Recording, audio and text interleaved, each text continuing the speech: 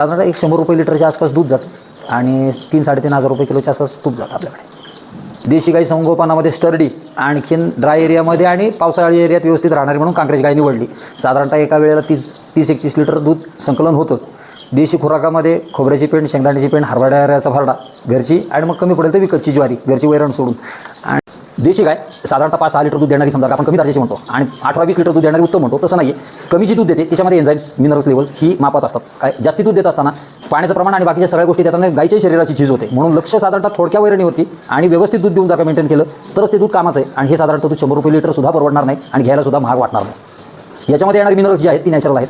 गाय संपूर्ण शरीरामध्ये enzyme secret करते. आर्टिफिशियल आपण कुठली काही त्यांना देत नाही दूध वाढीसाठी. हा जो सगळा खुराक आहे साधारणतः जास्तीत जास्त ऑर्गॅनिकवरती कसा असेल याच्यावरती भर देण्याचा प्रयत्न करतो. आणखीन ऑर्गॅनिक का, तर ह्याच्या विषयावरती चर्चासत्रात तुम्हाला अनेक गोष्टी ऐकायला मिळतील. पण साधारणतः नैसर्गिक जीवन काय आणि नैसर्गिक जीवनशैलीमध्ये गाईला सुद्धा नैसर्गिकच अन्न दिल्याच्यानंतर मिळणारं दूध हे सर्वोत्तम होणार होतं.